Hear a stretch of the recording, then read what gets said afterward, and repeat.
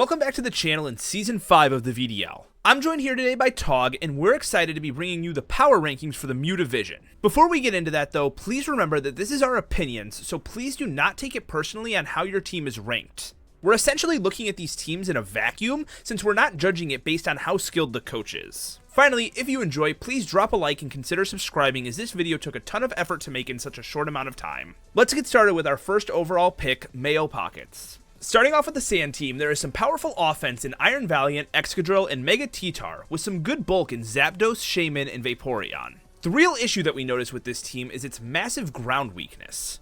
This is partially caused by the 3 steel types that are on this team, even if one of them can terrestrialize out of the weakness. An option that we noticed was still available is Dracovish. It costs 1 less point than Heatran and gives this team a second Sand Rush abuser. On top of the offense it provides, it gives the team a Dragon type that it was previously missing, which is good for some key resists. Overall, this is a very solid team that we would only make a few changes to. Going from 1 winner to 2, we have Nori Ames, who drafted as Rain and Sun offense team. Walking Wake has never fit into Rain quite as well as Sun, since it has to use a booster energy to activate its ability. Now yes, this team does have Sun as an option, but Ninetales is typically considered quite frail, so I don't think Vulpix will be any more resilient. Moltres also feels like an odd option for a Rain team, as even though it does get 100% accurate Hurricanes, its fire moves will be weaker. On top of that, there is already another Mon on this team which can spam Hurricane and Tornadus. The team needs some work. It could benefit from another Rain abuser, such as Urshifu Rapid or Manaphy, and just pivoting away from Sun entirely. The VDL's top chef is up next, and let me tell y'all, Starry cooked with this team. At first glance, it might look a bit odd and all over the place, but I'm able to see the vision. This team has some great bulk options in Ferrothorn and Glowking, the latter being able to use Chilly Reception to provide snow support and a free switch into Arctozolt. There's another pairing on this team, Tapu Bulu in its grassy terrain, and Drifloon with its Unburden ability, doubling its speed and being able to sweep with Calm Mind or just be annoying with Will-O-Wisp and Strength Sap. The grassy terrain further supports the team by giving recovery and weakening the ground type moves for the aforementioned Glowking and Arctozolt. Overall, this is a great team that we don't think needs any changes. Our first team not centered around weather belongs to Hey Prime. This team is rather unorthodox, having 3 rock types that somehow all work on this team. Overall, this seems to very much be a balanced or bulky offense team, with mons like Ferrothorn and Rotom Wash being annoying defensive pieces, and Garchomp, which can both take and deal big damage. The main downfall of this team is the lack of a grounded poison type, meaning Taku Spikes will be quite annoying to play around. Another smaller issue is the lack of our Rapid Spinner. Yes, there are 3 defoggers, but with how many hazard settings you have, an option to spin will really serve this team well. Overall, a few changes could definitely put the team at the top of the division, but at the same time, it can absolutely work as it is right now. Next up, we have Troy making his debut season with a very hyper-offensive team led by Ogerpon Hearthflame, Raging Bolt, and Mega Pidgeot. This team is also supported by probably the best spike setter in the game, Hisui and Samurott. Now, a major flaw we notice with this team is just how offensive it is. There is no bulk outside of Cryogonal, which isn't great due to its ice typing. Along with that, this team is lacking a reliable Scream Center like Grimmsnarl, Screamtail, or Uxie to support the team and pivot. There are a few screens users on this team, the best being Tinkaton, but they lack good pivoting options and don't want to be locked into that role every single week. I don't think this team is necessarily bad, but it definitely lacks synergy as a whole. Sleepy Trice's team is up next, and he is rocking what seems to be a bulky offense team with big threats such as Kyurem and defensive staples like Gastrodon. The team unfortunately has multiple glaring flaws, the biggest one being all his primary offensive mons are weak to Fairy, as well as the team as a whole being Ghost weak, seeing that the only Ghost resists are not very bulky at all. On top of this, the team is quite rock weak and has very limited options for removal, with only 2 defoggers in Thundurus and Rotom, neither of which will necessarily want to run it every week. In the vacuum, the team unfortunately lacks much synergy despite the individual mons being powerful. The Victini champion Lulz is moving up to Mew, rocking an electric terrain team featuring Tapu Koko. This is backed by 2 huge physical threats in Mega Gallade and Iron Boulder, the latter of which takes advantage of Tapu Koko's terrain. The team is solid overall, however there is a major glaring weakness in there not being a water type. Iron Boulder also feels somewhat redundant, with Mega Gallade also being there as a physical offensive psychic type, as well as Stakataka being around to serve as a rock type. Sure, it does take advantage of the terrain, but one decent physical wall being able to handle 2 higher tier mons at once is less than ideal to say the least. Aside from that, however, the team has some solid spinners in Terapagos and Cyclizar, as well as good options for hazards. Overall, this team could use a few changes, mainly being bringing a water type into the mix. Making it at about the halfway mark, we have AGP. Overall, he is running a pretty well-balanced team, having offensive powerhouses such as Roaring Moon and Zero Aura, with a backbone of bulky defensive mons like Orpworm and Togekiss. Definitely a solid team overall. However, Mantine and to a lesser extent Orpworm feel a little bit redundant on this team. Blastoise and Togekiss are already around to do most of what Mantine wants to accomplish, and while Orpworm does take some hazard pressure off Clodsire, overall it's not very likely to be coming too often, since Goldengo already serves as the team's Steel type. As scary as the team looks, we think a few changes could definitely make this team that much more dangerous than it already is. The next team is led by Jake, who is running a balanced team consisting of strong threats in Palafin, Latios, and Enamorus Incarnate, and one of the strongest defensive mons in the game in Gliscor, as well as Bronzong.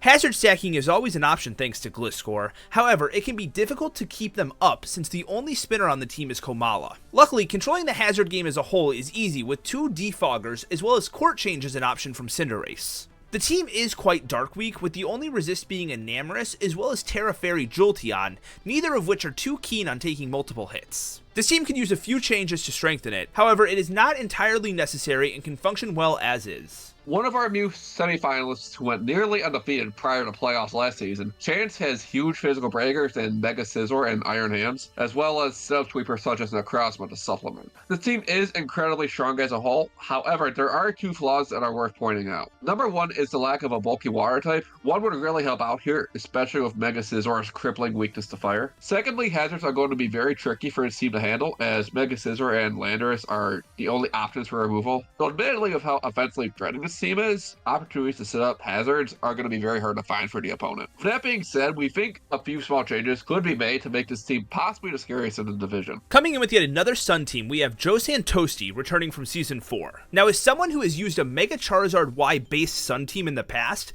it is possibly the worst option to set Sun for your team. There are 2 major issues, both resulting from Mega Charizard not having an item slot. The first being it can only set Sun for 5 turns. This makes Charizard a potent threat in its own right when the Sun is active, but it doesn't allow it to support the team since you lose turns trying to switch out into your other abusers. Second, it can't hold heavy duty boots to ignore rock damage, so you must have good removal, which you do in Great Tusk. They pair quite nicely together since Tusk has photosynthesis, but at the end of the day, Charizard needs Tusk more than Tusk needs Charizard. Beyond Sun, the team is very slow outside of Regieleki, so we think it does need some work. Out of the sun and into the shade, we have Toad, who has great speed tiers and fantastic options for hazard setting, but unfortunately no spinner. In addition, the team is somewhat water weak if Ogerpon goes down. Finally, and probably the biggest note on the team, is that special attackers on a team don't exist. The highest special attack set on the team belongs to Deoxys, which is only a base 95. Intimidate and Rocky Helmet stocks just went way up. Despite all this, however, this team will be difficult to break, rocking Corviknight as well as Terra Knucklesack and Vespiquen, both of which can be surprisingly hard to take out. Especially Vespiquen, which, fun fact, thanks to Dexit, putting move in Gen 8, has a reliable healing move with more than 8 power points in heal order. Overall, this team could definitely do with a few changes, though I am excited to see how it performs. This player is drafted differently from everyone else in the division, so we will be grading it based on the gimmick of the draft. Ager drafted a team of all 11-point Mons, meaning that he also has no Terra captains. However, for what it is, the team is very solid. It has reliable hazard setting in Screamtail and Klefki and removal in Crobat,